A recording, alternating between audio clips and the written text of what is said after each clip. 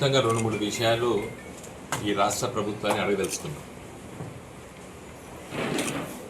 Cess ఉందా లేదా,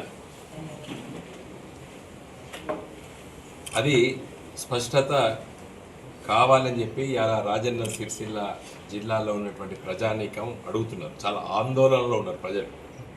మా సెస్ మాకుందా లేదా, ఎందుకు ఉందా లేదా అని ఈ డౌట్ ఎందుకు ప్రజలకు వచ్చిందంటే, నిన్న సిఎండి వరుణ్ రెడ్డి గారు వచ్చి ఒక పత్రికాముఖంగా ఒక స్టేట్మెంట్ ఇచ్చారు, ఒక వ్యాఖ్యానం చేశారు.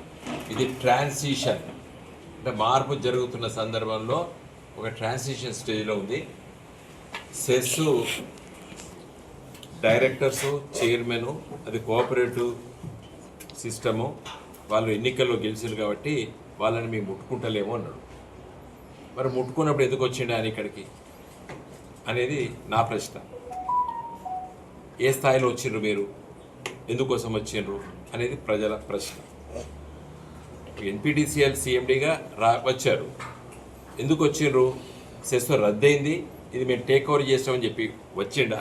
అలాంటి స్టేట్మెంటు వస్తుందని నేను అనుకున్నా, కానీ అట్లాంటివి ఇవ్వలేదా వారు. ఇది ట్రాన్సిషన్. ఏం ట్రాన్సిషను? సెస్ నుండి ఎన్పిటిసిఎల్ పోతుందా? ఇది క్లారిటీ రావాలి. ఎస్, రాష్ట్ర ప్రభుత్వానికి అధికారం ఉన్నది అని అనుకుంటే రాష్ట్ర ప్రభుత్వం రద్దు చేస్తాము, సెస్ లేదు. ఇక్కడ సిరిసిల్ల, రాజన్న సిరిసిల్ల జిల్లాలోని కన్జ్యూమర్స్ అందరూ కూడా ఇక సెస్తో సంబంధం లేదు, ఇది ఎన్పిటిసిఎల్లో కలిపినము అని చెప్తాడా? చెప్పలేదు. కాబట్టి అలా నేను రేవంత్ రెడ్డి గారి ప్రభుత్వంలో 2 మంత్రులు, ఒకరు బట్టి విక్రమార్క గారు ఎలక్ట్రిసిటీ అంటే power minister, cooperative minister Tummala Nageswararao గారు. మరి వాళ్ళిద్దరూ ఏమనుకున్నారు? మీరిద్దరు అనుకొని సెస్ కోఆపరేటివ్ మూవ్మెంట్ను మేము రద్దు చేస్తున్నాం, సిరిసిల్ల రాజన్న జిల్లాలో 2 నియోజకవర్గాలు, ఒకటి వేములవాడ, ఒకటి సిరిసిల్ల, రద్దు చేస్తున్నాము, ఇంకా లేదు అని చెప్పినా ప్రజలకు ఒక అర్థమవుతుంది. అటు కాకుండా ఇటు కాకుండా ఎప్పుడైందో నాకు అర్థమవుతుంది.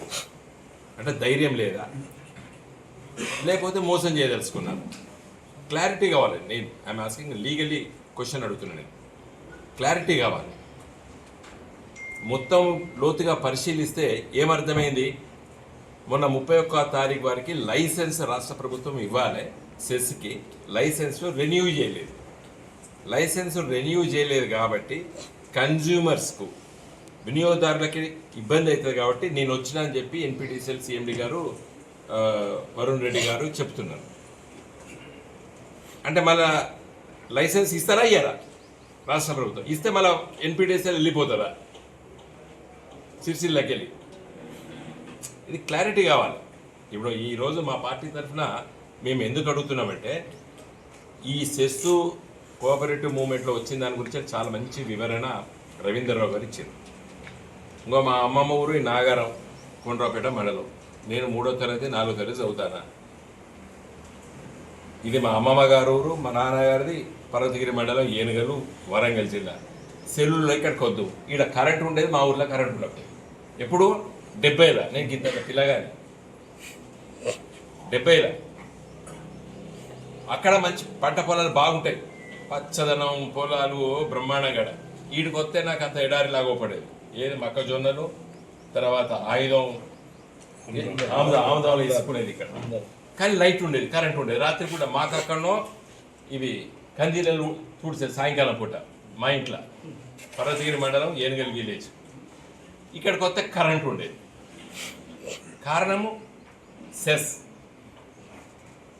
ఆ రోజు ఈ వెనుకబడ్డ ప్రాంతం ఇక్కడ అభివృద్ధి చేయాలని చెప్పి ఆనాటి శాసనసభ్యులు, ఇంతకుముందు వారు చెప్పిండ్రు, రాజేశ్వరరావు గారు, నరసింహరావు గారు ఎంబడిబడి, ఆనాటి ముఖ్యమంత్రి బ్రహ్మాందరెడ్డి వాళ్ళందరి దగ్గర ఎంబడిబడి ఇక్కడ తీసుకొచ్చారు. అది బ్రహ్మాండంగా నడుస్తున్నది. నష్టాలు జరిగిందని చెప్పేది పచ్చి అబద్ధం. ఈరోజు బాయ్కున్నది ఎవరు? ఎన్పి రాష్ట్ర ప్రభుత్వం 700 కోట్లు సెస్కి ఇవ్వాలి. నష్టం జరిగింది, అవినీతి జరిగింది, ఇలాంటి అభాండాలు వేయద్దు. ఇది లాభార్జనలో ఉన్నటువంటి కోఆపరేటివ్ సొసైటీ. ఇది ఇక్కడ వినియోగదారులు ఇంతకుముందు చెప్పిర్రు, ట్రాన్స్ఫార్మర్ కాలిపోతే 24 గంటల్లో ట్రాన్స్ఫార్మర్ వస్తాయి, కొత్త లైన్లు వస్తాయి.